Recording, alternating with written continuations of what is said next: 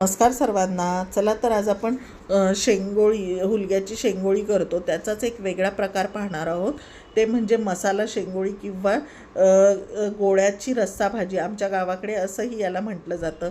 अशा प्रकारे आपण पाहत आहात. मी हुलग्याचं पीठ येथे दळून घेतलेलं आहे. त्याच्यानंतर जेवढं आपल्याला पीठ लागतं ते पीठ चवीनुसार मीठ, लाल तिखट आणि थोडं जिरं घालून थोडं थोडं पाणी घालून आपण शेंगोळीच्या पिठाचा जसा घट्ट डो मळतो तसाच डो मळून घ्यायचा आहे. आणि हा डो पातळ करायचा नाही आहे, तर तो घट्टच डो मळायचा आहे. येथे आपण लसणाचं पाणी घातलेलं नाही आहे, कारण आपण मसाल्यामध्ये लसूण ॲड करणार आहे. म्हणून याचे जेव्हा आपण डो मळतो तेव्हा फक्त लाल तिखट आणि जिरं आणि मीठच आपण घालून तो डो मळून घेतलेला आहे. आणि तो 10 ते 15 मिनटं ठेवायचा आहे, म्हणजे पीठ चांगलं भिजल्या जातं आणि शेंगोळी छान येते. आता आपण रश्श्यासाठी जो मसाला करणार आहोत त्याच्यामध्ये मी येथे पांढरे तीळ घेतलेले आहेत 1 ते 2 चमचा. ते छान भाजून घ्यायचे आहेत. त्याच्यानंतर खोबरंही छान लाल रंगावर भाजून घ्यायचं आहे.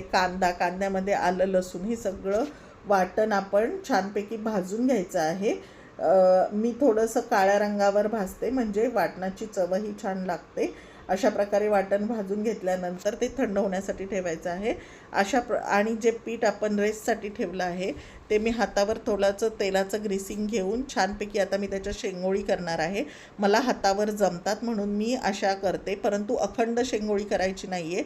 आपल्याला त्या रश्श्यामध्ये ते तुकडे शिजायला घालायचे आहेत, म्हणून थोडेसे तुकडे करायचे आहेत शेंगोळीचे. आणि ज्यांना जमत नाही त्यांनी असं पोळपाटावरही शेंगोळी केली तरी थोडासा तुकडा घेऊन अशी शेंगोळी बनवायची आहे. आणि आपण पाहू शकता अशा प्रकारे शेंगोळीचे तुकडे मी करून घेतलेले आहेत.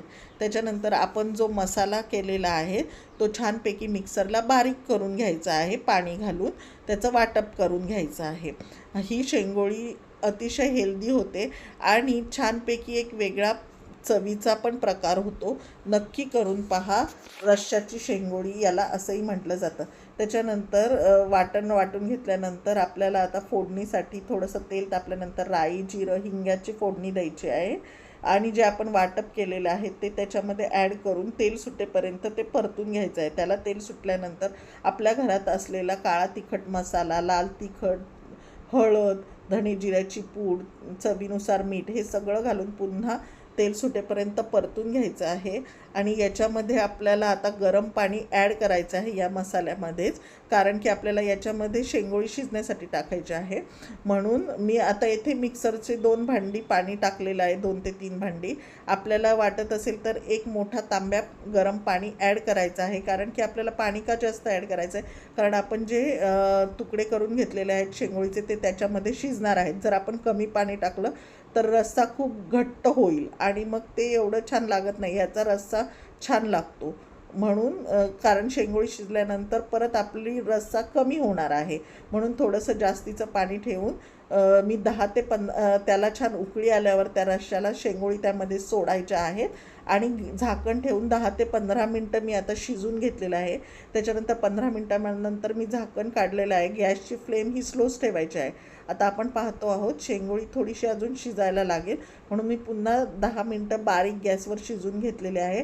आता आपण पाहू शकता की छानपैकी पटकन तुटती आहे शेंगोळी, म्हणजे छानपैकी रस्सा आपला तयार झालेला आहे.